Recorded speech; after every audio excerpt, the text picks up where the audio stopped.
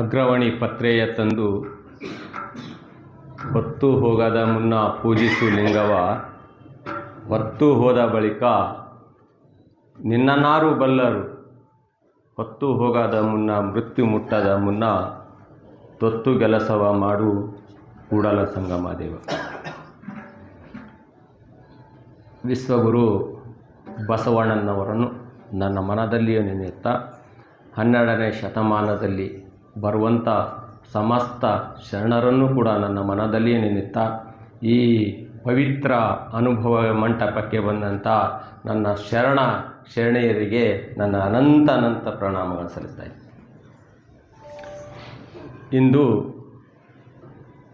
ಈ ಅನುಭವ ಮಂಟಪದ ಗೋಷ್ಠಿಯಲ್ಲಿ ನನಗೆ ಭಕ್ತ ಈ ಶಟಸ್ಥಳದಲ್ಲಿ ಬರುವಂಥ ಮೊದಲನೇ ಹೆಜ್ಜೆಯಾಗಿರುವಂಥ ಭಕ್ತ ಎಂಬ ಒಂದು ಏನು ಹೆಜ್ಜೆ ಇದೆಯೋ ಆ ಹೆಜ್ಜೆಯ ಮೊದಲನೇ ಹೆಜ್ಜೆಯ ಬಗ್ಗೆ ಮಾತಾಡಬೇಕಂತ ವಿಷಯ ಕೊಟ್ಟಿರುವುದ ಕಾರಣ ನಾನು ಈ ಶಟಸ್ಥಳದ ಮೊದಲನೇ ಹೆಜ್ಜೆಯಾಗಿರುವಂಥ ಭಕ್ತ ಮಾನವ ಭವಿ ಮನುಷ್ಯ ಏನೇನು ಕರಿತಾ ಇದ್ದೆವು ಆ ಭಕ್ತ ಯಾವ ರೀತಿ ಆಗಿರಬೇಕು, ಶರಣ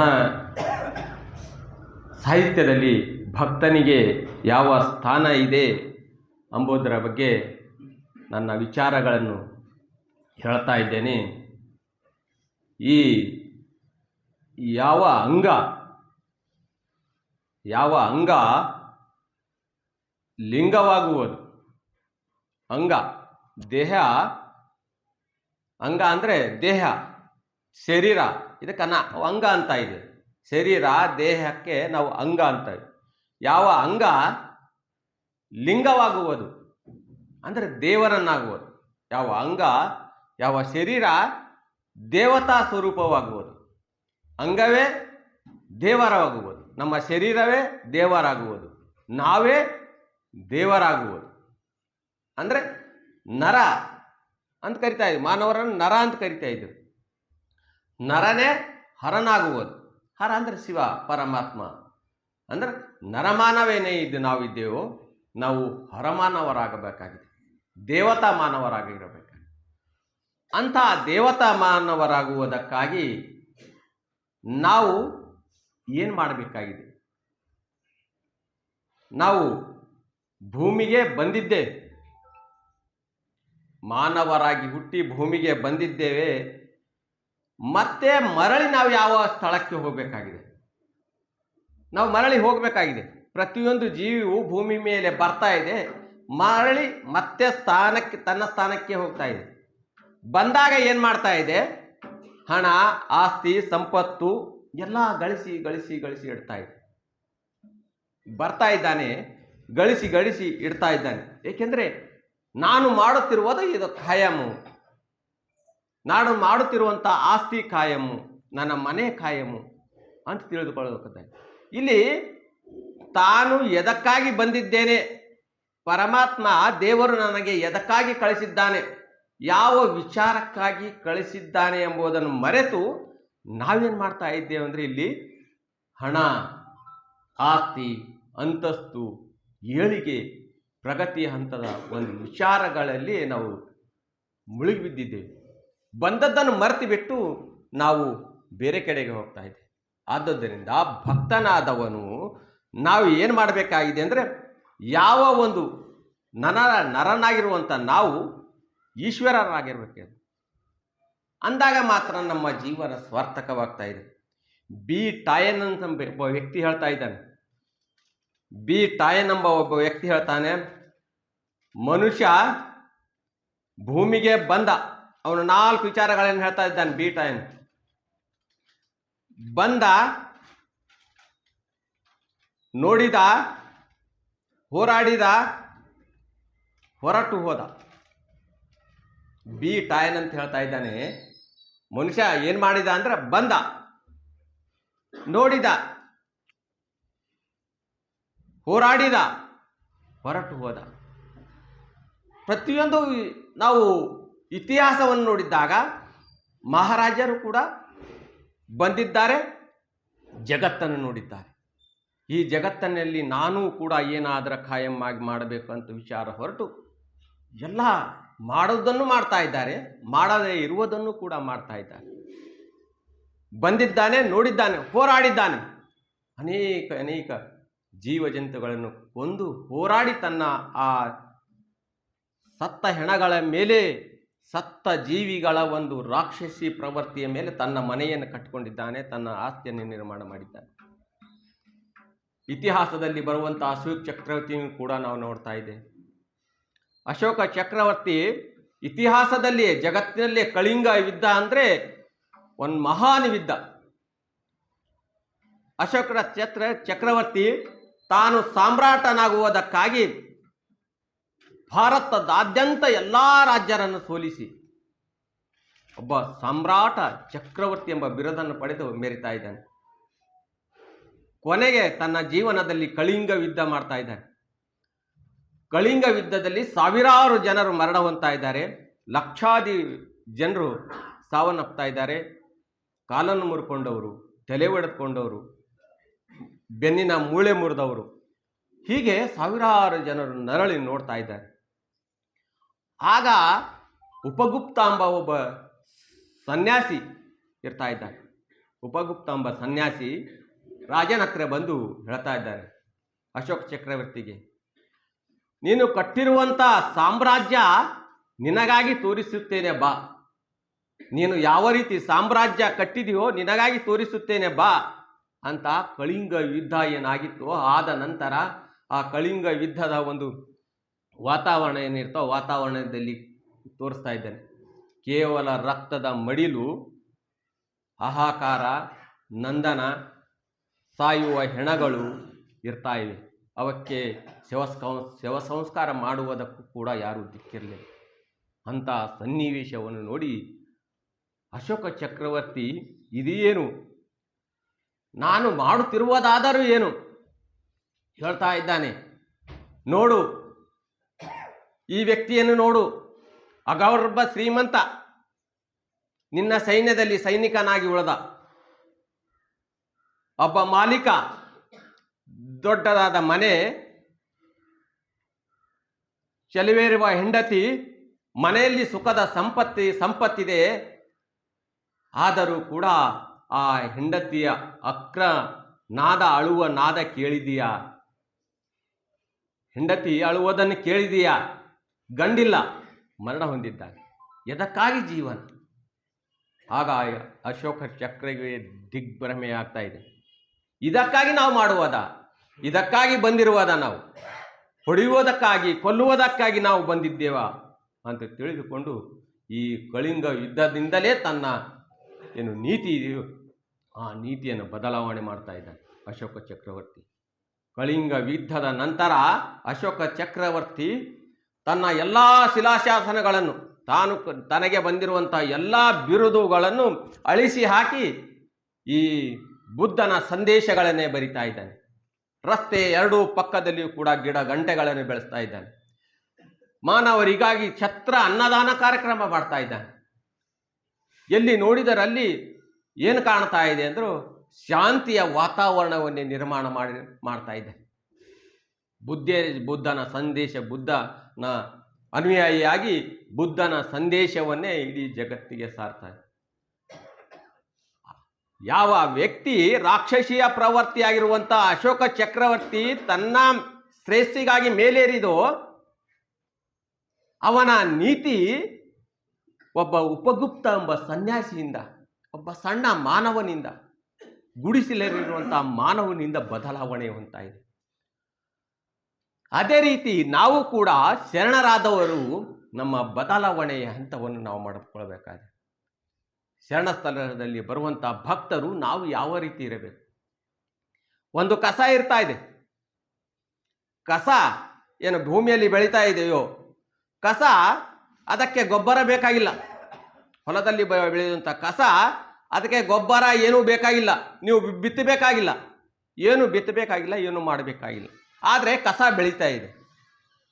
ಅದೇ ಬೀಜ ಬಿತ್ತಬೇಕಾಗಿರ್ತಾ ಇದೆ, ಜೋಳ ಬಿತ್ತಬೇಕಾಗಿರ್ತದೆ, ಗೋಧಿ ಬಿತ್ತಬೇಕಾಗಿರ್ತದೆ. ಕಸಕ್ಕೆ ಬಿತ್ತುವ ಅವಶ್ಯಕತೆ ಇಲ್ಲ. ಯಾವ ಹೊಲದಲ್ಲಿ ಕಸ ಮತ್ತು ಬೆಳೆ ಬೆಳೀತಾ ಇದೆಯೋ, ನಾವು ಕಸ ತೆಗೆದೇ ಇದ್ರೆ ಆ ಬೆಳೆ ಕಟಾವಕ್ಕೆ ಬಂದಾಗ ಬೆಳೆ ಯಾವುದು, ಕಸ ಯಾವುದು ಅರ್ಥವಾಗದೆ ನಾವು ಬೆಳೆಯನ್ನೇ ಆಸೆ ಮಾಡಿಕೊಳ್ಬೇಕಾಗಿದೆ. ಆದದ್ದರಿಂದ ನಮ್ಮ ಜೀವನದಲ್ಲಿ ಕೂಡ ನಾವು ಕೂಡ ಏನು ಮಾಡಬೇಕಾಗಿದೆ, ನಮ್ಮ ಜೀವನದಲ್ಲಿ ಬಿತ್ತಬೇಕಾಗಿರುವಂತಹ ಬೀಜಗಳನ್ನೇ ಬಿತ್ತಬೇಕಾಗಿದೆ. ಯಾವ ಬೀಜಗಳನ್ನು ಬಿತ್ತಬೇಕು? ಒಂದು ವರ್ಷ ಕಸ ಯಾವುದು, ಬೆಳೆ ಯಾವುದು ಎಂದು ತಿಳಿದುಕೊಳ್ಬೇಕಾದ್ರೆ ಆ ಬೆಳೆಯನ್ನೇ ಬೆಳೆಯಬಾರ್ದು. ಅಂದರೆ ನಾವು ಶರಣರಾಗಬೇಕಾದ್ರೆ ನಾವು ಮೊದಲು ನಮ್ಮಲ್ಲಿರುವಂಥ ಕಸಗಳನ್ನು ತೆಗೆಯಬೇಕು. ಒಂದು ವರ್ಷ ಆ ಹೊಲದಲ್ಲಿ ಕಸ ಏನಿದೆಯೋ, ಕಸ ಯಾವುದು ಅಂತ ತಿಳಿದುಕೊಳ್ಳೋಕ್ಕಾಗಿ ಬೆಳೆ ಬಿತ್ತಬಾರ್ದು. ಆಗ ಕಸ ಬೆಳೀತಾ ಇದೆ, ಆ ಕಸವನ್ನು ಕಿತ್ತಾಕಿ ಮತ್ತೆ ಬೆಳೆಯಬೇಕು. ಅದೇ ರೀತಿ ನಾವು ಶರಣರಾದವರು ನಮ್ಮ ಜೀವನದಲ್ಲಿ ಈ ಅವಗುಣಗಳನ್ನು ಯಾವಾಗಲೂ ಇರ್ತಾ ಇವೆ. ಪ್ರತಿಯೊಬ್ಬ ಮಾನವನಲ್ಲಿ ಅವಗುಣಗಳು ಇರ್ತಾ ಇವೆ. ಅವಕ್ಕೆ ಪೋಷಿಸಬೇಕಾಗಿಲ್ಲ, ನಾವು ಕಲ್ಕೊಳ್ಬೇಕಾಗಿಲ್ಲ. ಅವಗುಣಗಳನ್ನು ಅವು ನಮ್ಮಲ್ಲಿ ಇರ್ತಾ ಇವೆ, ತನ್ನಷ್ಟಕ್ಕೆ ತಾನೇ ಬರ್ತಾ ಇವೆ. ಆದರೆ ಅವುಗಳನ್ನು ತೆಗೆದು ಹಾಕಬೇಕಾಗಿದೆ. ಆ ಅವಗುಣಗಳನ್ನು ತೆಗೆದು ಹಾಕಬೇಕಾಗಿದೆ. ತೆಗೆದು ಹಾಕುವುದಕ್ಕಾಗಿ ನಾವು ಏನು ಮಾಡಬೇಕಾಗಿದೆ, ನಮ್ಮಲ್ಲಿ ಪರಮಾತ್ಮದ ಶಿವದ ಜ್ಞಾನದ ಚಿಂತೆ ಮಾಡಬೇಕಾಗಿದೆ. ಲಿಂಗದ ಚಿಂತೆ ಮಾಡಬೇಕಾಗಿದೆ, ಇಷ್ಟಲಿಂಗದ ಚಿಂತೆ ಮಾಡಬೇಕಾಗಿದೆ. ದೇವರ ಕಲ್ಪನೆ ಏನು ಎಂಬುದು ತಿಳಿದುಕೊಳ್ಬೇಕಾಗಿದೆ ಶರಣರಾದವರು. ಆಗ ಮಾತ್ರ ನಮ್ಮಲ್ಲಿ ಸುಜ್ಞಾನವನ್ನು ಬಿತ್ತಿದ್ದಾಗ ಮಾತ್ರ ನಾವೇನಾಗ್ತಾ ಇದ್ದೇವೆ, ಭಕ್ತ ಹೋಗಿ ಶರಣನಾಗ್ತಾ ಇದ್ದಾನೆ. ಅಂದರೆ ಭಕ್ತ ಯಾವ ರೀತಿ ಆಗಬೇಕಂದ್ರೆ, ಅಲ್ಲಿ ನಾವು ಯಾವ ಒಂದು ಸದ್ಗುಣಗಳನ್ನು ಬಿತ್ತಿದ್ರೆ ಈ ಭೂಮಿಯಲ್ಲಿ ಬೆಳೆಯಬೇಕಾಗಿದೆ. ಒಂದು ದೇಹಕ್ಕೆ ಯಾವ ಧಾನ್ಯಗಳಿರ್ತವೆ, ಧಾನ್ಯಕ್ಕೆ ಭೂಮಿ ಬೇಕು. ಭೂಮಿ ಇದ್ದಾಗೆ ಧಾನ್ಯ ಬೆಳೀತಾ ಇದೆ. ಜೋಳ, ಕಡಲೆಕಾಳು ಏನಾದರೂ ಬೆಳಿಬೇಕಾದ್ರೆ, ಗೋಧಿ ಬೆಳಿಬೇಕಾದ್ರೆ ನಮಗೆ ಏನು ಬೇಕಾಗಿದೆ, ಭೂಮಿ ಬೇಕಾಗಿದೆ. ಅದೇ ರೀತಿ ನಮ್ಮ ಜೀವನದಲ್ಲಿ ಕೂಡ ನಾವು ಸದ್ಗುಣವನ್ನು ಬೆಳೆಸ್ಕೊಳ್ಬೇಕಾದ್ರೆ ನಮಗೊಂದು ಆಸರೆ ಬೇಕಲ್ಲ. ಆ ಆಸರೆಯೇ ನಮ್ಮ ತನು ಆಗಿರ್ತಾ ಇದೆ. ಆಸರೆ ಆ ಯಾವ ರೀತಿ ಧಾನ್ಯಗಳಿಗೆ, ಕಾಳುಗಳಿಗೆ ಬೆಳೆಯಬೇಕಾದ್ರೆ ಯಾವ ರೀತಿ ಹೊಲ ಬೇಕು, ಭೂಮಿ ಬೇಕು, ಅದೇ ರೀತಿ ನಮ್ಮಲ್ಲಿ ಸದ್ಗುಣಗಳನ್ನು ಬೆಳೆಸಬೇಕಾದ್ರೆ ನಮ್ಮಲ್ಲಿ ತನು ಬೇಕಾಗ್ತದೆ, ನಮ್ಮ ದೇಹ ಬೇಕಾಗ್ತದೆ. ನಮ್ಮ ದೇಹದಲ್ಲಿ ಒಳ್ಳೆಯ ಬೀಜಗಳನ್ನು ಬಿತ್ತಿದ್ದಾಗ ಮಾತ್ರ ನಾವೇನಾಗ್ತೇವೆ, ಒಳ್ಳೆಯವರಾಗ್ತಾ ಇದೆ ಅಂತ ಹೇಳ್ತಾರೆ. ಒಬ್ಬ ರಾಜ ಮನುಕುಲದ ಇತಿಹಾಸವನ್ನು ತಿಳಿದುಕೊಳ್ಬೇಕಂತೇಳಿ 30ನೇ ವರ್ಷಕ್ಕೆ ರಾಜನಾದ. ಮನುಕುಲದ ಇತಿಹಾಸ ತಿಳಿದುಕೊಳ್ಬೇಕಂತ 30ನೇ ವರ್ಷಕ್ಕೆ ಪಟ್ಟಾಭಿಷೇಕ ಆಯಿತು. ಪಟ್ಟಾಭಿಷೇಕ ಆಗಿ ಮನುಕುಲದ ಇತಿಹಾಸ ಬರೀರಿ ಅಂತ ಇತಿಹಾಸಕಾರರಿಗೆ ಹೇಳಿದ. ಆ ಇತಿಹಾಸಕಾರರು 70 ವರ್ಷದಲ್ಲಿ 200 ಗ್ರಂಥಗಳನ್ನು ಬರೆದರು, 2000 ಗ್ರಂಥಗಳನ್ನು ಬರೆದರು. 30 ವರ್ಷಕ್ಕೆ ಓದಿರುವಂಥ ರಾಜ್ಯದ ಒಂದು ಸಿಂಹಾಸನವನ್ನೇರಿದಂಥ ರಾಜ್ಯ ಏನು ಮಾಡಿದ, ಮನುಕುಲ ಇತಿಹಾಸವನ್ನು ತಿಳಿದುಕೊಳ್ಳುವುದಕ್ಕಾಗಿ ತನ್ನ ಆಸ್ಥಾನದಲ್ಲಿರುವಂಥ ಎಲ್ಲರಿಗೇನು ಹೇಳಿದ, ಮನುಕುಲದ ಇತಿಹಾಸ ಬರೀರಿ ಅಂತ ಹೇಳ್ದ. ಅವರು ಎಲ್ಲರೂ ಬರೀಲಿಕ್ಕೆ ಶುರು ಮಾಡಿದ್ರು. ಅದಕ್ಕೆ 20 ವರ್ಷಗಳು ಹಿಡಿದು 2000 ಗ್ರಂಥಗಳನ್ನು ಬರೆದರು. ಆಗ ಬರೆದು ರಾಜನಿಗೆ ಅರ್ಪಿಸ್ತನೆ ಮಾಡ್ತೇವೆ, 2000 ಗ್ರಂಥಗಳನ್ನು ಬರೆದಿದ್ದೇವೆ ಅಂತ ಹೇಳ್ತಾ ಇದ್ದಾರೆ. ಆಗ ರಾಜ 2000 ಗ್ರಂಥಗಳನ್ನು ನೋಡುವುದಕ್ಕಾಗಿ ಓದುವುದಕ್ಕಾಗಿ ಸಾಧ್ಯನಾ? ಏಕೆಂದರೆ 30 ವರ್ಷಕ್ಕೆ ರಾಜ್ಯಭಾರ ಏರಿದ. 20 ವರ್ಷ ಬರೆಯುವುದಕ್ಕಾಗಿ ಅವನಿಗೆ 50 ವರ್ಷವಾಗಿತ್ತು. ರಾಜನಿಗೆ 50 ವರ್ಷದಲ್ಲಿ 2000 ಬುಕ್ಕುಗಳನ್ನು ಓದಲು ಸಾಧ್ಯನಾ? ಆಗ ರಾಜ್ಯದಿಂದ ನಾನು 2000 ಬುಕ್ಕುಗಳು ಓದಕ್ಕೆ ಸಾಧ್ಯ ಇಲ್ಲ, ಇದನ್ನು ಸಂಕ್ಷಿಪ್ತವಾಗಿ ಬರೆದು ನನಗೆ ಒಪ್ಪಿಸಿ ಅಂತ ಹೇಳಿದ್ರು. ಆಗ ಮತ್ತೆ 20 ವರ್ಷದಲ್ಲಿ ಅವರು 200 ಪುಸ್ತಕಗಳನ್ನು ಬರೆದರು. 2000 ಹೋಗಿ ಅದು ಸಂಕ್ಷಿಪ್ತ ಮಾಡಿ 200 ಪುಸ್ತಕಗಳನ್ನು ಬರೆದು ರಾಜನಿಗೆ ಒಪ್ಪಿಸಿದರು. ಆಗ ರಾಜನಿಗೆ 70 ವರ್ಷವಾಗಿತ್ತು. 200 ಪುಸ್ತಕಗಳನ್ನು ಓದುವುದಕ್ಕಾಗಿ ಕಣ್ಣೆಲ್ಲ ಮಂಜಾಗಿದ್ದು 70 ವರ್ಷದಲ್ಲಿ. ಓದಲಿಕ್ಕೆ ಬರಲಿಲ್ಲ, ದೇಹ ತ್ರಾಣ ಹೆಚ್ಚಾಗಿತ್ತು, ಕಣ್ಣು ಕಮ್ಜೋರು. ಆಗ ಆ ರಾಜ್ಯ ನಿತ್ರಾಣವಾಗಿತ್ತು. ಓದಲು ಸಾಧ್ಯ. ಆಗ ಒಂದು ಕಡೆ ಹೇಳ್ತಾ ಇದ್ದಾರೆ, ಮಂತ್ರಿ ಕರಿತಾ ಇದ್ದಾನೆ, ಸಾಧ್ಯ ಇಲ್ಲ ಅಂದರೆ ನಾನು 5 ನಿಮಿಷದಲ್ಲಿ ಮನುಕುಲದ ಇತಿಹಾಸನ ನಿಮಗೆ ಪರಿಚಯ ಮಾಡಿಕೊಳ್ಳುತ್ತೇನೆ ರಾಜ್ಯ ಅಂತ ಹೇಳ್ತಾನೆ. ಮನುಕುಲದ ಇತಿಹಾಸ ಕೇವಲ 5 ನಿಮಿಷದಲ್ಲಿ ಪರಿಚಯ ಮಾಡಿಕೊಡ್ತೇನೆ ಹೇಳು ಅಂದಾಗ ಆ ಮಂತ್ರಿ ಹೇಳ್ತಾ ಇದ್ದಾನೆ, ಅರ್ಥವಿಲ್ಲದ ತನ್ನ ಜೊತೆಗೆ ಭಾರವಿಲ್ಲದ, ಅರ್ಥ ಏನಿಲ್ಲ, ತನ್ನ ಜೊತೆಗೆ ಯಾವುದು ಬರೋದಿಲ್ಲ, ಬಾರದ ವಸ್ತುಗಳಿಗಾಗಿ ನಾವು ಈ ಜಗತ್ತನ್ನು ಬಿಟ್ಟು ಹೋಗುವಾಗ ತನ್ನ ಜೊತೆ ಬಾರದ ವಸ್ತುಗಳಿಗಾಗಿ ಬದುಕೆಲ್ಲ ಬಡಿದಾಡಿ ಕೊನೆಗೆ ಬರೆಗೆಯಿಂದ ಹೋಗುವುದೇ ಮನುಕುಲದ ಇತಿಹಾಸ ಅಂತ ಹೇಳ್ತಾನೆ ಮಂತ್ರಿ ರಾಜನಿಗೆ. ಅರ್ಥವಿಲ್ಲದ ತನ್ನ ಜೊತೆಗೆ ಬರಲಾಗದ ವಸ್ತುಗಳಿಗಾಗಿ, ಅರ್ಥನೇ ಇಲ್ಲ ಬದುಕಿಗೆ, ಯಾವುದೂ ಕೂಡ ನಮ್ಮ ಜೊತೆ ಬರೋದೇ, ವಸ್ತುಗಳೇ ಬರೋದಿಲ್ಲ, ವಸ್ತುಗಳಿಗೆ ಬಡೆದಾಡಿ ಬದುಕೆಲ್ಲ ಬಡೆದಾಡಿ ತನ್ನ ಜೀವನ ಪರ್ಯಂತ ಬಡೆದಾಡಿ ಬರೆಗೆಯಿಂದ ಹೋಗುವುದೇ ಮನುಕುಲದ ಇತಿಹಾಸ. ನಾವು ಬರೆಗಿಲಿಂದ ಹೋಗ್ತಾ ಇದ್ದೇವೆ, ಅದು ಮನುಕುಲದ ಇತಿಹಾಸ. ನಾವು ಕೂಡ ಮಾಡುವುದು ಹೀಗೆ. ದಿನ ಬೆಳಗ್ಗೆ ಆದರೆ ಬಡದಾಡೋದು, ಆಸ್ತಿಗಾಗಿ, ಸಂಪತ್ತಿಗಾಗಿ, ಕೇವಲ ನಮ್ಮ ಏಳಿಗೆಗಾಗಿ, ನಮ್ಮ ಕುರ್ಚಿಗಾಗಿ. ನಾವೇನು ಮಾಡ್ತಾ ಇದ್ದೆ? ನಮ್ಮ ಕುರ್ಚಿಗಾಗಿ ಬಡದಾಡ್ತಾ ಇದ್ದೆ, ನಮ್ಮ ಏಳಿಗೆಗಾಗಿ ಬಿಡ್ತಾ ಇದ್ದೆ. ನಾನು ಒಬ್ಬ ಶ್ರೇಷ್ಠ ವ್ಯಕ್ತಿ, ನಾನು ಏನಾದರೂ ಮಾಡಿ ತೋರಿಸಬೇಕು, ಎಲ್ಲರಿಗಿಂತ ನಾನು ಎಂಬ ಒಂದು ಭಾವನೆಯ ಮೂಲಕ ತಾನು ಬಡದಾಡ್ತಾ ಇದ್ದೆ. ಇದು ಬರಲ್ಲ ಅಂತ ಅವನಿಗೆ ಗೊತ್ತು ಮಾಡಬೇಕಾಗಿದೆ ಒಬ್ಬ ವ್ಯಕ್ತಿ.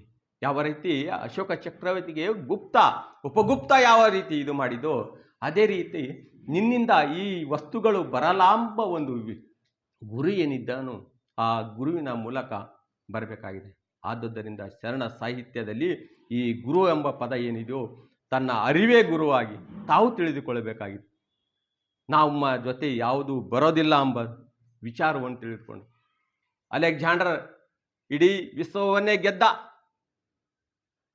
ಇಡೀ ಜಗತ್ತಿಗೆ ಸಾಮ್ರಾಟ ಆದ. ಕೊನೆಗೆ ಮರಳಿ ತನ್ನ ಊರಿಗೆ ಹೋಗುವಾಗ ಮಗ ಇಲ್ಲ, ಹೆಂಡತಿ ಇಲ್ಲ, ಯಾರಿಲ್ಲ. ಸಾಯುವ ಸಂದರ್ಭದಲ್ಲಿ ಹೇಳ್ತಾ ಇದ್ದಾನೆ, ನಾನು ಸತ್ತಾಗ ನನ್ನ 2 ಕೈಗಳನ್ನು ಈ ಶವದ ಪಟ್ಟಿಗೆ ಹೊರಗಿಡ್ರಿ, ಅಂಗಲಾಗಿ ಹೊರಗಿಡಿ.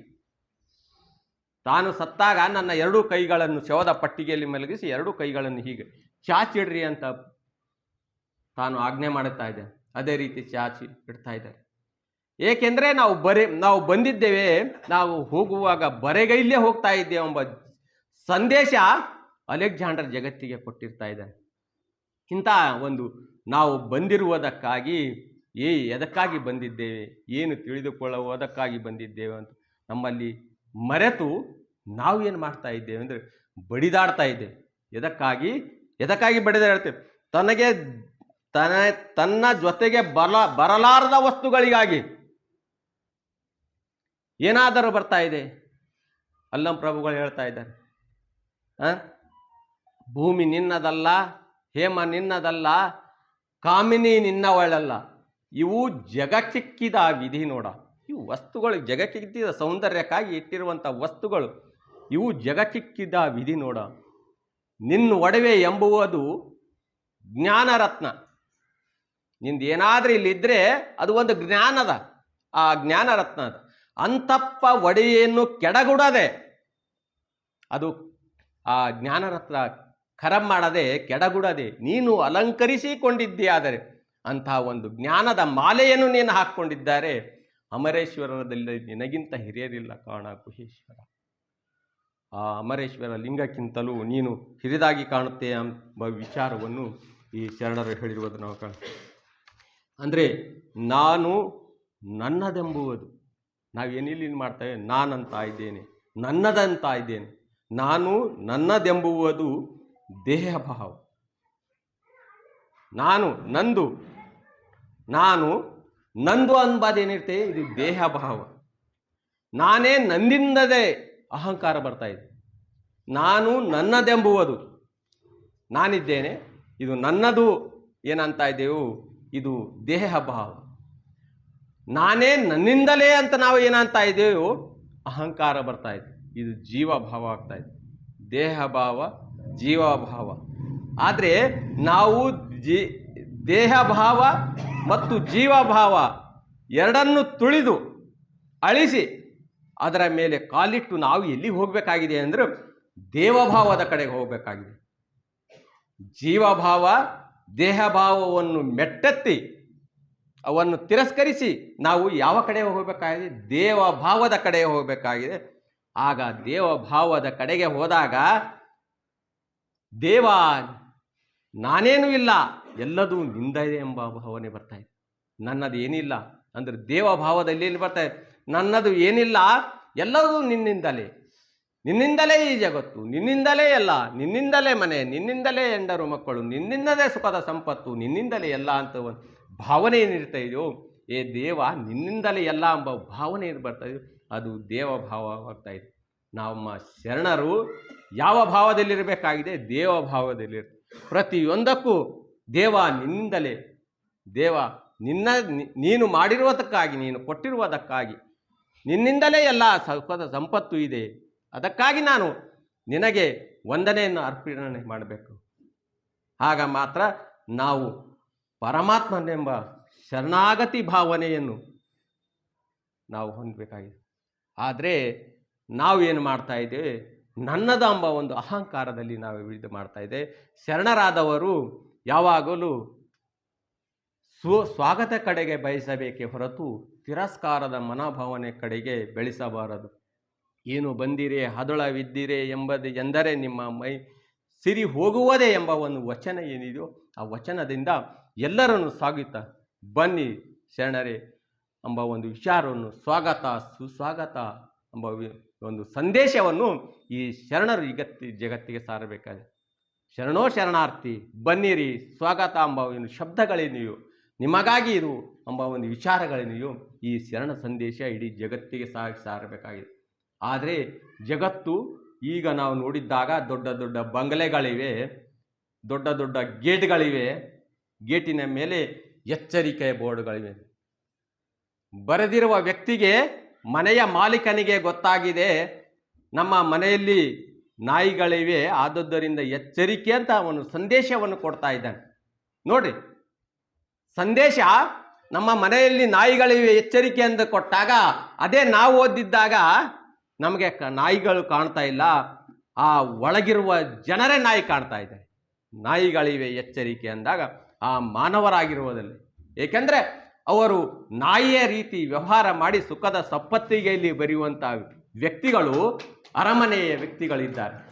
ಆದುದರಿಂದ ಆ ಸುಖದ ಸಂಪತ್ತಿಗೆ ಬಿಟ್ಟು ನಾವು ಶರಣರಾದವರು ಪ್ರತಿಯೊಬ್ಬರನ್ನು ಶರಣೋ ಶರಣಾರ್ಥಿ ಎಂಬ ಭಾವನೆ ಏನಿದೆಯೋ ಆ ಭಾವನೆ ನಮ್ಮಲ್ಲಿ ಬರಬೇಕು. ಅಂದಾಗ ಮಾತ್ರ ನಾವು ಶರಣರಾಗಿ ಈ ಬಸವದ ಅನುಯಾಯಿಗಳಾಗಿ, ಧರ್ಮದ ಅನುಯಾಯಿಗಳಿಗೆ ಸಾರ್ಥಕ ಎಂಬ ಒಂದು ಸಂದೇಶವನ್ನು ಕೂಡ ಈ ಶರಣ ಸಾಹಿತ್ಯದಲ್ಲಿ ಬರ್ತದೆ. ಈ ದೇವಭಕ್ತ, ರಾಜ್ಯಭಕ್ತ, ಮೊನ್ನೆ ಶರಣರ ಒಂದು ಸ್ವಾಮೀಜಿಯವರು ಹೇಳಿರುವಂಥ ಒಂದು ಕಥೆಯನ್ನು ತಮ್ಮ ಮುಂದೆ ಹೇಳ್ತಾ ಇದ್ದಾರೆ. ರಾಜ್ಯಭಕ್ತ ಮತ್ತು ದೇವಭಕ್ತ. ರಾಜ್ಯಭಕ್ತ ಹೇಳ್ತಾ ಇದ್ದಾನೆ, ರಾಜ್ಯ ಮರುವೇಷದಲ್ಲಿ ಬಂದು ಏನು ಮಾಡ್ತಾ ಇದ್ದಾನೆ ಅಂದರೆ ನೋಡ್ತಾ ಇದ್ದಾನೆ. ನೋಡಿ ಎಲ್ಲ ಒಂದು ರಾಜ್ಯದ ವೀಕ್ಷಣೆ ಮಾಡುವುದಕ್ಕಾಗಿ ಬರ್ತಾ ಇದ್ದಾನೆ. ಮಾಡುವುದಕ್ಕಾಗಿ ಬಂದಾಗ ಇಬ್ಬರು ಮಾತಾಡ್ತಾ ಇದ್ದಾರೆ. ನಿಮ್ಮ ರಾಜ್ಯ ಸುಖಿನಾ ಅಂತ ಕೇಳ್ತಾ ಇದ್ದಾನೆ. ರಾಜ್ಯ ಮರುವೇಷದಲ್ಲಿ ಬಂದು ನಿನ್ನ ರಾಜ್ಯ ಸುಖವಾಗಿದೆಯಾ ಅಂತ. ಆಗ ದೇವಭಕ್ತ ಏನಿರ್ತೇನೋ, ದೇವಭಕ್ತ ಏನಿದ್ದೆವು, ದೇವರ ಭಕ್ತ, ಇಲ್ಲ, ದೇವರ ದಯದಿಂದ ನಮ್ಮ ರಾಜ್ಯ ಮಳೆ ಬೆಳೆ ಎಲ್ಲ ಬಂದು ನಾವು ಆರಾಮವಾಗಿದ್ದೇವೆ, ಸುಖದಿಂದ ಇದ್ದೇವೆ ಎಂಬ ಒಂದು ವಿಚಾರವನ್ನು ದೇವಭಕ್ತ ಹೇಳ್ತಾ ಇದೆ. ಅದೇ ರಾಜ್ಯಭಕ್ತ ಏನು ಹೇಳ್ತಾ ಇದ್ದಾನೆ, ನಮ್ಮ ರಾಜ್ಯನ ಒಂದು ರಕ್ಷಣೆಯಿಂದ, ನಮ್ಮ ರಾಜ್ಯ ಇರುವುದರಿಂದ ನಮ್ಮ ರಾಜ್ಯ ಸುಭಿಕ್ಷಿತವಾಗಿದೆ, ಒಳ್ಳೆ ರೀತಿಯಾಗಿದೆ.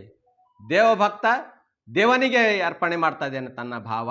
ರಾಜ್ಯಭಕ್ತ ರಾಜನಿಗೆ ತನ್ನ ಭಾವನೆಯನ್ನು ಅರ್ಪಣೆ ಮಾಡ್ತಾನೆ. ಆದರೆ ರಾಜನಿಗೆ ಯಾವ ಖುಷಿ? ತನ್ನ ಭಕ್ತನ ಬಗ್ಗೆ ಖುಷಿ. ಆಗ ಮನೆಗೆ ಬಂದು ಆ ಯಾವ ಭಕ್ತ ತನ್ನನ್ನು ಹೊಗಳಿದ್ದೋ ಆ ಭಕ್ತನಿಗೆ ಕುಂಬಳಕಾಯಿಯಲ್ಲಿ ಚಿನ್ನದ ನಾಣ್ಯಗಳನ್ನಿಟ್ಟು ಅದನ್ನು ಲೇಪನ ಮಾಡಿ ಆ ಕುಂಬಳಕಾಯಿ ಈ ರಾಜ್ಯ ಭಕ್ತನಿಗೆ, ತನ್ನನ್ನು ಹೊಗಳಿರುವಂಥ ವ್ಯಕ್ತಿ ಏನಿದೋ ಆ ವ್ಯಕ್ತಿಗೆ ಆ ಕುಂಬಳಕಾಯಲ್ಲಿ ಚಿನ್ನದ ಒಂದು ನಾಣ್ಯಗಳನ್ನು ಹಾಕಿ ಆ ಕುಂಬಳಕಾಯಿನ ಕಳಿಸ್ತಾ ಇದ್ದಾನೆ. ರಾಜ ನನಗೆ ಕುಂಬಳಕಾಯಿ ಕಳಿಸಿದ್ದಾನೆ, ಅವನಿಗೆ ಒಂದು ಅರ್ಪಣೆಗಾಗಿ ಹೂವಿನ ಹಾರ ಮಾಡಿಸ್ಬೇಕಂತ ಆ ಕುಂಬಳಕಾಯಿ ತನ್ನಲ್ಲಿ ದುಡ್ಡು ಇರುವುದಿಲ್ಲ, ತಾನು ಕುಂಬಳಕಾಯಿ ವೈದ್ಯನ ಕೊಡ್ತಾ ಇದ್ದಾನೆ, ಹೂವಿನ ಅಂಗಡಿದವನಿಗೆ ಕೊಡ್ತಾ ಇದ್ದಾನೆ. ಹೂವಿನ ಅಂಗಡಿದವ ಒಂದು ದೊಡ್ಡ ಮಾಲೆಯನ್ನು ಆ ಕುಂಬಳಕಾಯಿಯ ಪರವಾಗಿ ದೊಡ್ಡ ಮಾಲೆಯನ್ನು ಕೊಡ್ತಾ ಇದ್ದಾನೆ. ಅದು ರಾಜನಿಗೆ ಹೋಗಿ ಅರ್ಪಣೆ ಮಾಡ್ತಾ ಇದ್ದಾನೆ. ದೇವಭಕ್ತನಿಗೆ ರಾಜ ಏನು ಮಾಡ್ತಾ ಇದ್ದಾನೆ? ಹೂಗಳನ್ನು ಕೊಡ್ತಾ ಇದ್ದಾನೆ. ಆ ಹೂಗಳು ನಾನೇನು ಮಾಡಲಿ, ಈ ಹೂಗಳು ಇಷ್ಟು ಎಲ್ಲ ತಗೊಂಡು ದೇವರಿಗೆ ಸ್ವಲ್ಪ ಅರ್ಪಣೆ ಆಗ್ತವೆ, ಉಳಿದಂಥ ಹೂಗಳು ನನ್ನ ಗೆಳೆಯ ಹೂಗಾರಿನೇ ಕೊಡಬೇಕಂತ ಹೂಗಾರಿನೇ ಕೊಡ್ತಾ ಇದ್ದಾನೆ. ಆಗ ಹೂಗಾರ ಇದು ಕುಂಬಳಕಾಯಿ ತಂದಿದ್ದಾನೆ, ಇದು ತೆಗೆದುಕೊಳ್ಳುವಂಥ ಆ ದೇವಭಕ್ತನಿಗೆ ಬೀಳ್ತಾನೆ. ಆ ಕುಂಬಳಕಾಯಿದು ಚಿನ್ನದ ವರಹಗಳಿವೆ. ಹೂಗಳನ್ನು ಕೊಟ್ಟಂತ ದೇವಭಕ್ತ ಮನೆಗೆ ತಂದು ಕುಂಬಳಕಾಯಿನ ಕೊಟ್ಟಾಗ ಚಿನ್ನದ ವರಹಗಳನ್ನು ಇರ್ತಾವೆ. ಇಲ್ಲಿ ಏನು ನಮ್ಗೆ ಗೊತ್ತಾಗ್ತಾ ಇದೆ ಅಂದ್ರು, ಯಾರಿಗೆ ಯಾವ ಸಂಪತ್ತು ದೊರಕಬೇಕಾಗಿದೆಯೋ ಅದು ದೊರಕ್ತಾ ಇದೆ. ಅಂದರೆ ಒಬ್ಬ ದೇವಭಕ್ತನಿಗೆ ಯಾವ ರೀತಿ ಪರಮಾತ್ಮ ನೀಡಿದ ಎಂಬ ಒಂದು ಸಂದೇಶ ಕುಂಬಳಕಾಯಿಯಲ್ಲಿ ರಾಜ್ಯ ಕುಂಬಳಕಾಯಿಯಲ್ಲಿ ಚಿನ್ನದ ನಾಣ್ಯಗಳನ್ನಿಟ್ಟು ರಾಜ್ಯ ತನ್ನನ್ನು ಹೊಗಳಿದ ವ್ಯಕ್ತಿಗೆ ಕೊಟ್ಟ. ಆದರೆ ಆ ವ್ಯಕ್ತಿ ಆ ಕುಂಬಳಕಾಯಿ ತೆಗೆದುಕೊಳ್ಳಲಿಲ್ಲ. ಇದು ಏನು ಕುಂಬಳಕಾಯಿ ಮಾಡೋದು? ಆ ಹೂಗಾರನಿಗೆ ಕೊಟ್ಟ. ಹೂವು ತಂದು ಹೂ ಮಾಲೆ ತಂದು ರಾಜನಿಗೆ ಅರ್ಪಣೆ ಮಾಡೋದು. ಅದೇ ದೇವಭಕ್ತನಿಗೆ ಹೂವು ಕೊಟ್ಟಿದ್ದಲ್ಲ, ಆ ಹೂವುಗಳನ್ನು ಆ ಹೂಗಾರನಿಗೆ ಕೊಟ್ಟ. ಹೂಗಾರ ಕುಂಬಳಕಾಯಿ ಕೊಟ್ಟ. ಯಾರಿಗೆ ಹೋಗಬೇಕಾಗಿತ್ತು ಚಿನ್ನದ ವರಗಳನ್ನು ಅವರಿಗೆ ಹೋಗದೆ ಈ ದೇವಭಕ್ತನಿಗೆ ಈ ಕಡೆ ಬರ್ತಾ ಇದೆ. ಅಂದರೆ ದೇವರಿಂದಲೇ ಎಲ್ಲ ನಡೀತಾ ಇದೆ, ಆ ಪರಮಾತ್ಮನಿಂದಲೇ ಎಲ್ಲ ನಡೀತಾ ಇದೆ ಎಂಬ ಒಂದು ಸಂದೇಶವನ್ನು ಕೂಡ ಈ ಕಥೆಯ ಮೂಲಕ ಇದು ಮಾಡ್ತಾ ಇದೆ. ಅಂದರೆ ಯಾವ ರೀತಿ ಅಂದರೆ ನಾವು ಮಾಡುವಂಥ ಅರ್ಪಣೆ ಏನಿದೆಯೋ ಆ ಅರ್ಪಣೆ ಏನಾಗಬೇಕಾದ್ರೆ ದೇವನಿಗಾಗಿ ಅರ್ಪಣೆ ಆಗಿಬೇಕಾದ್ರೆ. ಆಲದ ಮರ ಇರ್ತಾ ಇದೆ. ಆಲದ ಮರದ ಬೀಜು ಯಾವ ರೀತಿ ಆ ಬೀಜಿನಲ್ಲೇ ಆಲದ ಮರ ಇರ್ತಾ ಇದೆಯೋ ಅದೇ ರೀತಿ ನಾವು ಕೂಡ ಆ ಪರಮಾತ್ಮನ ಅಂಶದವರು ಅಂತ ತಿಳಿದುಕೊಳ್ಬೇಕು. ಯಾವ ರೀತಿ ಆಲದ ಮರ ಏನಿರ್ತಾ ಇದೆಯೋ ಅದು ಬೀಜದಿಂದಲೇ ಹುಟ್ಟಿರ್ತಾ ಇದೆ, ದೊಡ್ಡದಾಗಿ ವೃಕ್ಷ ಬೆಳೀತಾ ಇದೆ. ಅದೇ ರೀತಿ ನಾವು ಕೂಡ ಈ ಪರಮಾತ್ಮನ ಮಕ್ಕಳು, ಅಂಶಸ್ಥರು ಅಂತ ತಿಳಿದುಕೊಂಡು ನಮ್ಮ ಜೀವನವನ್ನು ಮಾಡಬೇಕಂತ. ಯಾವ ರೀತಿ ಒಬ್ಬ ಕುಡುಕ ತಾನು ಕುಡಿದ ಅಮಲಿನಲ್ಲಿ ಇರ್ತಾ ಇದ್ದೇನೋ, ಯಾವ ರೀತಿ ಕುಡುಕ ಒಬ್ಬ ಕುಡಿತದ ಅಮಲಿನಲ್ಲಿ ಇರ್ತಾ ಇದ್ದೇನೋ, ದೇವಭಕ್ತರಾದ ನಾವು ನಮ್ಮ ಕಣ್ಣಿನ ಅಮಲದಲ್ಲೇ ಇರಬೇಕು.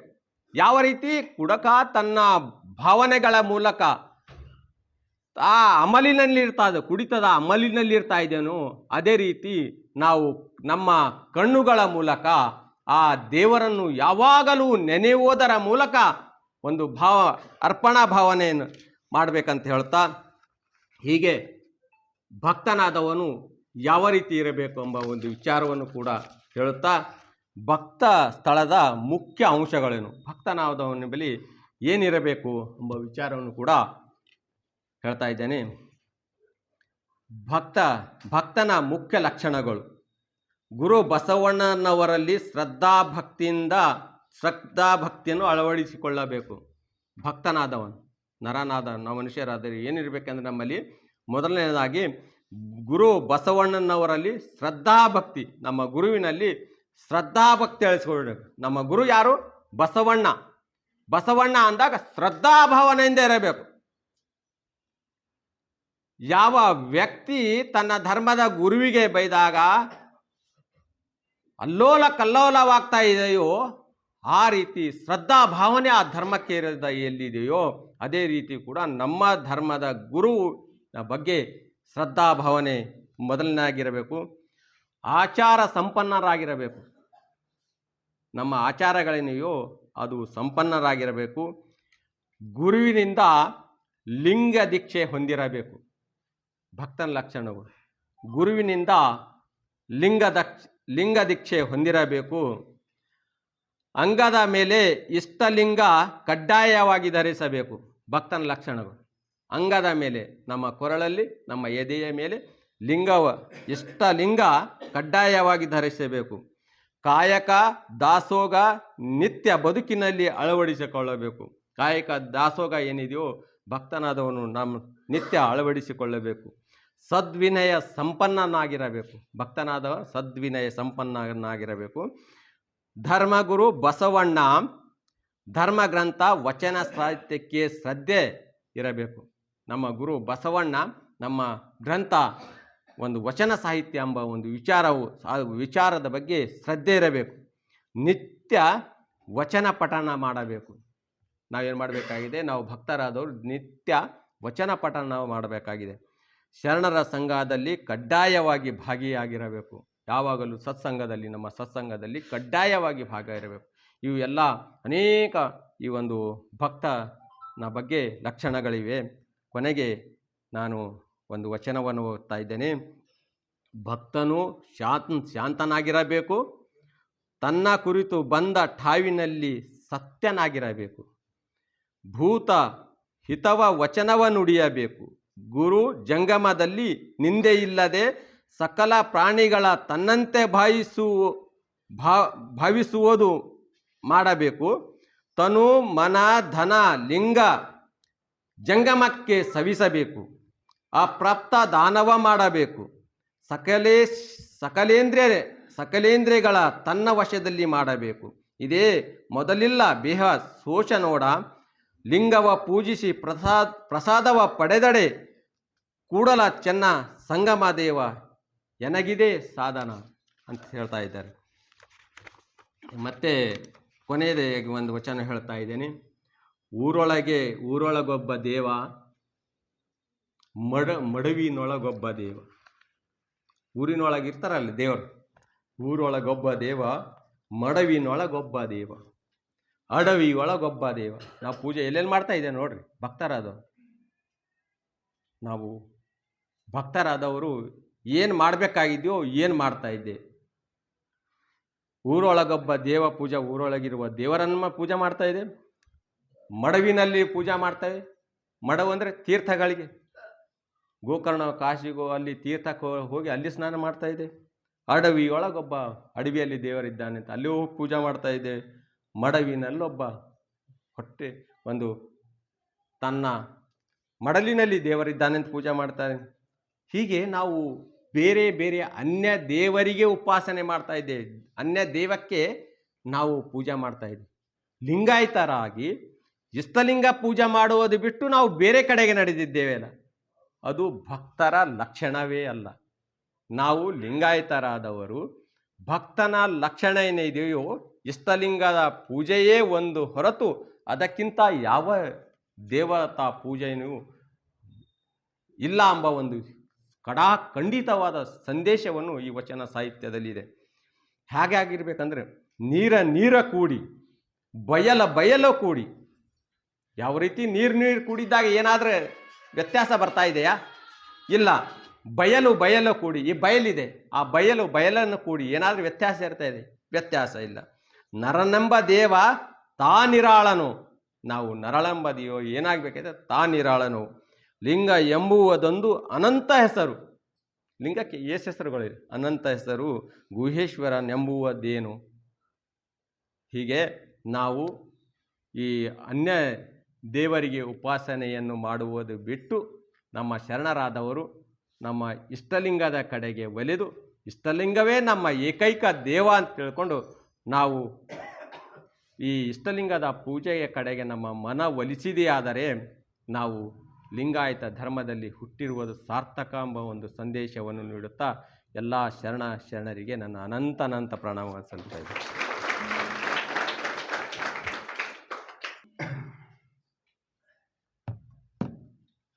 ಅಂಬಾಜಿ ಪುಣೆ ಅವರಿಗೆ ಪುಣ್ಯಕರ್ ಅವರಿಗೆ ಧನ್ಯವಾದ. ಮನುಷ್ಯನ ಜೀವನ ಬಾಳು ಭಕ್ತಿ ಹ್ಯಾಂಗಿರಬೇಕು, ಶರಣೆ ಹ್ಯಾಂಗಿರಬೇಕು ಎಂಬುದ್ರ ಬಗ್ಗೆ ಭಾಳ ವಿಸ್ತಾರವಾಗಿ ಹೇಳಿದ್ದಾರೆ. ಅವರಿಗೆ ನಮ್ಮ ಅನುಭವ ಮಂಟಪ ಕಡೆಯಿಂದ ಧನ್ಯವಾದ. ಮೊನ್ನೆ ಹೋದವಾರ ವಚನದ ಬಗ್ಗೆ ಒಂದು 4 ವಿಷಯಗಳನ್ನು ಹೇಳಿದ್ದೇನೆ. ಟೈಮ್ ಸರಿ ಹೋಗಿಲ್ಲ. 30-40 ನಿಮಿಷ ಏನು ಹೇಳೀನಿ. ಒಂದು ವಿಶೇಷವಾದಂಥ ಒಂದು ಮಾತು ಹೇಳ್ತೀನಿ. ಡಾಕ್ಟರ್ ಅಂಬೇಡ್ಕರ್ ಅವರು ಎಲ್ಲರಿಗೂ ಗೊತ್ತಾರ. ಕಾನ್ಸ್ಟಿಟ್ಯೂಷನ್ ನಿರ್ಮಾತ ಅಂದ್ರೆ ಸಂವಿಧಾನ ನಿರ್ಮಾತ ಯಾರು? ಡಾಕ್ಟರ್ ಅಂಬೇಡ್ಕರ್. ಅವರು ಒಂದು ಕೆಪಿ ಕರ್ನಾಟಕದ 1 ವರ್ಷವೋ 1.5 ವರ್ಷವೋ ಉಪಕುಲಪತಿಯಾಗಿ ಕೆಲಸ ಮಾಡ್ಯಾರ. ಮಾಣಿಕೊಪ್ಪರು ಗೊತ್ತಿರೋ ಕಡೆಗೆ ಉಪಕುಲಪತಿಯಾಗಿ ಕರ್ನಾಟಕ ವಿಶ್ವವಿದ್ಯಾಲಯ ಕೆಲಸ ಮಾಡ್ಯಾರ. ಆದರೆ ಆಗಿನ ಮುಖ್ಯಮಂತ್ರಿ ನಿಜಲಿಂಗಪ್ಪ, ಆಗಿನ ಮುಖ್ಯಮಂತ್ರಿ ಅವ್ರಿಗೇನು ಬರಮಾಡ್ಕೊಂಡು ಈ ವಚನ ಸಾಹಿತ್ಯನದ ಇಂಗ್ಲೀಷ್ದಾಗ ಟ್ರಾನ್ಸ್ಲೇಷನ್ ಮಾಡ್ಲಿಕ್ಕೆ ಹಚ್ಚಾರ. ಒಂದು 5-6 ವಚನ ಸಾಹಿತ್ಯ. ಭಾಳ ವಿಶೇಷವಾದ ಮಾತು ಕೇಳ್ರಿ. ಆ ಟ್ರಾನ್ಸ್ಲೇಷನ್ ವಿಷಯ, ಆ ಪುಸ್ತಕ, ಆ ವಚನಗಳೇನದಲ್ಲ ಅವ್ರಿಗೆ ತೋರ್ಸ್ಯಾರ. ಯಾರಿಗೆ? ಅಂಬೇಡ್ಕರ್ ಅವರು ಓದ್ಯಾರ. ಅದಕ್ಕಿಂತ ಮೊದಲು ಅಂಬೇಡ್ಕರ್ ಅವ್ರು ಏನು ಮಾಡಿದಂದ್ರೆ 2 ಲಕ್ಷ ಮಂದಿಲಿಂದ ಉತ್ತರ ಪ್ರದೇಶದಾಗ ಬೌದ್ಧ ಧರ್ಮ ಸ್ವೀಕಾರ ಮಾಡಿದರು. ಅದಕ್ಕಿಂತ ಮೊದಲೇ, ಈ ವಿಷಯ ಆಗಕ್ಕಿಂತ ಮೊದಲೇ ಬೌದ್ಧ ಧರ್ಮ ಸ್ವೀಕಾರ ಮಾಡಿದರು. ಯಾರು? ಅಂಬೇಡ್ಕರ್.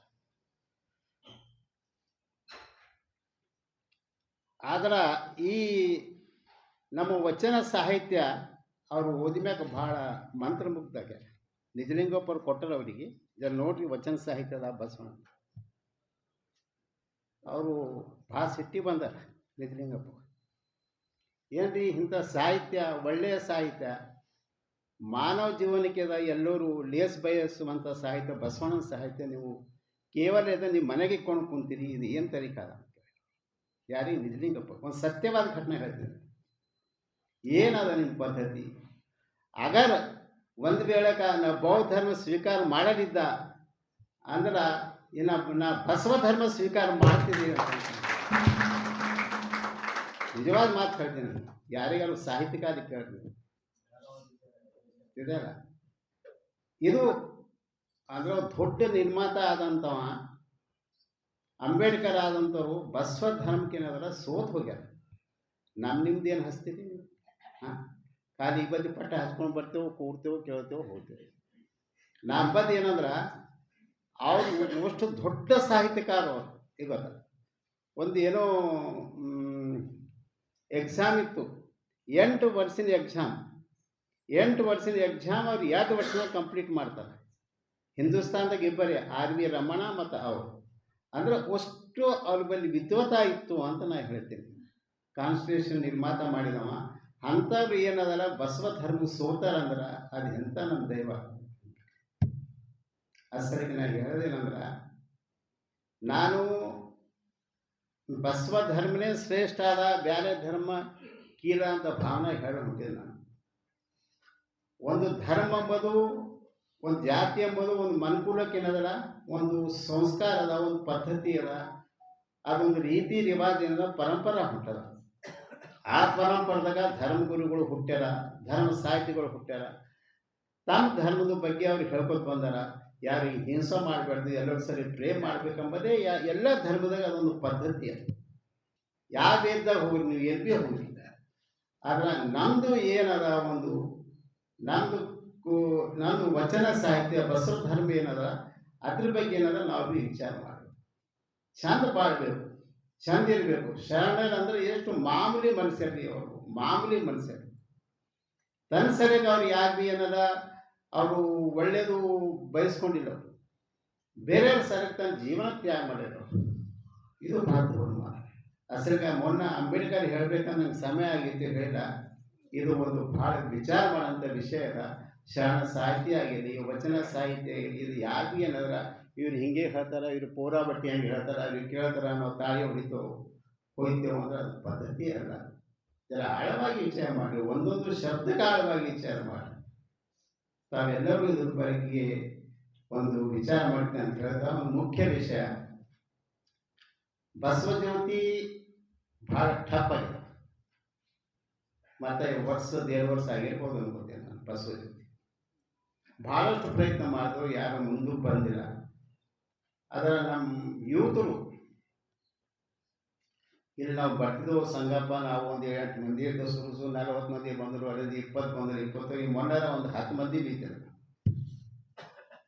ಅದ್ರ ಬಾರಿ ವಿಚಾರ ಮಾಡ್ರ, ನಮ್ಗಿಂತ ಮೊದಲು ಹುಡುಗರೇ ವಿಚಾರ ಮಾಡ್ಯಾರ 7 ತಾರೀಕು ಮಾಡ್ಬೇಕು ನೋಡಿ. ಯಾರು ಯೂತದು ಅರೆ ಇದು ಭಾಳ ಚಂದ ಕಾಣಿಸ್ತಾ ಹೊಂಟದ ನಮ್ಗೆ, ಹಂಗಾರ ಮಾಡಬೇಕು ಒಂದು ಆಲೋಚನೆಯಿಂದ ಅವ್ರು ಏನು ಮಾಡ್ಯಾರ ಅಂದ್ರೆ, ಈ 15ನೇ ತಾರೀಕಿನಿಂದ ಪ್ರತಿ 15ನೇ ತಾರೀಕು ಮತ್ತು ಪ್ರತಿ 1ನೇ ತಾರೀಕು ಯಾರು ಹೇಳಲು ಹೋಗಿ, ಯಾರ ಮನೆಗೆ ಹೇಳಿದ್ರೆ ಹೋಗಿ ಮಾಡೋಣ, ಮನಸ್ಸಿನಿಂದ ಹೇಳಿದ್ರಂದ್ರೆ ಹೋಗಿ ಮಾಡೋಣ, ಇಲ್ಲದ ಇಲ್ಲೇ ಮಾಡಬೇಕು ಅಂತ ಹುಡುಗರು ಎಲ್ಲ ನಿಶ್ಚಯ ಮಾಡಿ ಅವರೆಲ್ಲ ಒಂದು 20-30 ಮಂದಿ ಹುಡುಗರು ಎಲ್ಲ ಒಂದು ಕಾರ್ಯಕ್ರಮ ಇಟ್ಕೊಂಡ್ರೆ ಎಲ್ಲ ಅವ್ರದೇ ಖರ್ಚ ಹುಡುಗರದೇ, ಯಾರ್ದಿಲ್ಲ, ಯಾರಿಗೆ ಮುಂದೆ ಬಂದಿರಲ್ಲ. ನಾ ಬಸವಜ್ಯೋತಿ ಮಾಡಿಸ್ತೇವೆ, ಇಲ್ಲೇ ಮಾಡಿಸ್ತೇವೆ ಅಂದ್ರೆ ಅವ್ರಿಗೆ ಸಂಪರ್ಕ ಮಾಡಿದೆಲ್ಲ ಹಣ ಕೊಟ್ಟು ಬಸವಜ್ಯೋತಿ ಮಾಡಿಸ್ತೇವೆ. ಆದ್ರೆ ಅವರು ಪ್ರಸಾದ ವ್ಯವಸ್ಥೆ ಭೀ ಮಾಡ್ತಾರೆ, ಊಟದ ವ್ಯವಸ್ಥೆ. ಯಾಕಂದ್ರೆ ಜನ ಬರಬೇಕು, ಒಳ್ಳೆ ಮಾತು ಕೇಳಬೇಕು ಅನ್ನೋ ಉದ್ದೇಶದಿಂದ. ನೀವೇನು ಉಳ್ಳಕ್ಕೆ ಮಾತಾಡಿದ್ದೀರಿ ಬನ್ನಿ ಅಂತ ನಾನು ನಿಮ್ಮ ಹೊಂಟೀನಿ, ಕಡೆಗೆ ಜ್ಞಾನ ಪಡೆಸಲಿಕ್ಕೆ ನಿಮ್ಗೆ ಹೇಳ್ತೇನೆ ನಾನು. ಹೇಳ್ತಾರೆ ಜ್ಞಾನ ಸಿಗಬೇಕು, ಸಾಹಿತ್ಯ ವಚನ ತತ್ವ ಸಾಹಿತ್ಯ ಸಿಗಬೇಕು ಅನ್ನೋದು ಉದ್ದೇಶದಿಂದ, ಪ್ರಚಾರ ಆಗಬೇಕು, ಪ್ರಸಾರ ಆಗಬೇಕು ಅನ್ನೋದು ಒಂದು ಉದ್ದೇಶದಿಂದ ಅವರಿಗೆಲ್ಲ ಒಂದು ಒಳ್ಳೆ ಕಾರ್ಯಕ್ರಮಗಳೆಲ್ಲ ಬಂದಾಗಿದ್ದ ಕಾರ್ಯಕ್ರಮ ಮಾಡ್ತೀರ ಮುಂದುವರಿಸಬೇಕಂದ್ರೆ ಭಾಳ ನಂಗೆ ಭಾಳ ಖುಷಿ ಅದ. ನಾವು ಅವು ನಮ್ಮ ಬಸವರಾಜ್ ಕುಂಬಾರ್ ಮೊನ್ನೆ ಯಾವುದೋ ವಿಷಯ ಧನ್ಯವಾದ, ನೀವು ನಮ್ಗೆ ಯಾಕೆ ಧನ್ಯವಾದ ಹೇಳ್ತೀರಿ ನೀವು ಅಂತ. ನಾವು ನಿಮ್ಮವರೇ, ನೀವು ನಮಗೆ ನೀವು ಅವ್ರು ಬಂದಿಲ್ಲ ಆ ಕಡೆ ನೋಡಿ ಕರ್ನಾಟಕದವ್ರು, ನಾನು ಭಾಳ ಚಂದ ಮಾಡ್ರಪ್ಪ ಹಿಂಗೆ ಕಲಿತೀರಿ ನೀವು, ನಮ್ಗೆ ಧನ್ಯವಾದ, ನಾವು ಬೇರೆ ದೇವ ಅಂದ್ರೆ ಅವ್ರ ಬಳಿ ಅಷ್ಟು ಒಳ್ಳೆಯ ಭಾವನೆ ಅದ. ಮತ್ಲಬ್ ನಾವು ಹುಡುಗರ ಬಳಿ ಎಷ್ಟು ಸಾತ್ವನ ಅದ, ಎಷ್ಟು ಒಳ್ಳೆಯ ಭಾವನೆ ಅದ, ಅದು ಭಾಳ ದೊಡ್ಡ ಮಾತು. ಇವತ್ತು ಅವ್ರು ಮುಂದಕ್ಕೆ ಬಂದಾರಂದ್ರೆ ನಾವೆಲ್ಲ ಅವ್ರಿಗೇನಾರ ಅಪ್ಸೇಟ್ ಮಾಡಿ ಅವ್ರಿಗೇನಾರ ಈ 15ನೇ ತಾರೀಕಿನಿಂದ 15ನೇ ತಾರೀಕಿನ ಸ್ಟಾರ್ಟ್ ಆಯ್ತಾ, ಪ್ರತಿ 15ನೇ ತಾರೀಕು ಮತ್ತು 1ನೇ ತಾರೀಕು ಬಸವಜ್ಯೋತಿ ಅಕ್ಕನ ಬಗ್ಗೆ ದಯಮಾಡಿ ಕೇಳಿ, ಅಲ್ಲ ಅಧ್ಯಕ್ಷರೇ ಎಲ್ಲರೂ ಪ್ರಚಾರ ಮಾಡಿ, ಎಲ್ಲರಿಗೆ ಹೇಳ್ರಿ 15 ಮತ್ತು 1ನೇ ತಾರೀಕು ದಿನ ತಾವೇನಾದ್ರೆ ದಯಮಾಡಿ ಎಲ್ಲರೂ ಬರಬೇಕು, ಬಂದು ಈ ಕಾರ್ಯಕ್ರಮ ಯಶಸ್ವಿ ಮಾಡಬೇಕು ಅಂತ ಹೇಳುತ್ತಾ, ಈಗ ಹುಡುಗರಿಂದ ವಚನ ಬಂದಾರ ಹುಡುಗರು ಇಲ್ಲೇ